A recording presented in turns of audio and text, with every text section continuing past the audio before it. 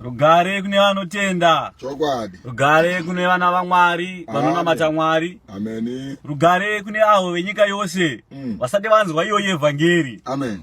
Rugare kune avo vanorwa neiyo evhangeri futi. Chokwadi. Tinoda kuti shoko raMwari vanhu vagare vari mushoko nguva dzose vachiziva kuti panyika pano tiri kutandara. Munofanira kuita zvinhu zvakanaka. Vanhu vokwaMarange ngavazive kutora vakadzi vakawanda.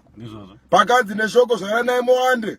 Secha regungwa hazvina kunzi rora vakadzi vakawanda. Kwete. Vakatora mutoione pasiripo. Vakatora vakadzi vakawanda vanhu vokwaMarange.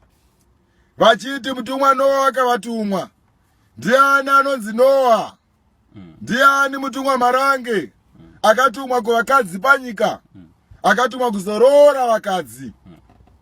Zvinoteera shoko tokuudzai pano.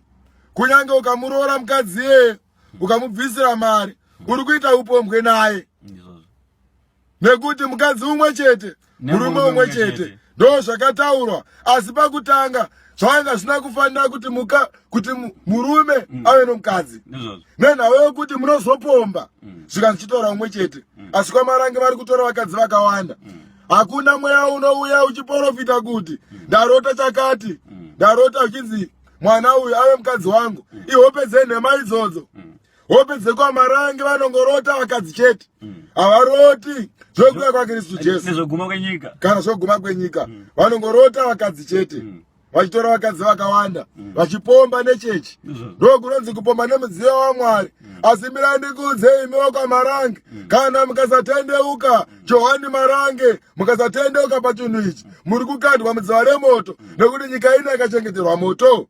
Kana vekumasoro mukasatendeuka, mukasaverenga Bhaibheri, teererai munzwe mashoko echokwadi, muchakandwa mudziva remoto. Kuna baba wenyu Satani. Kuna baba wenyu Satani. Tiisa nedzavari murenje vakapiwa mashoko echokwadi ekupedzisira, tiparidze vanhu chokwadi, pesa tinzwe muranda. Meibata kuna zvakazarirwa 20. 15 namba mukati. Mavara makuru aripo. Kutonga kwokupedzisira. Kutonga kwokupedzisira. Tokubatira kapisika kupedzisira kacho. Famba nako.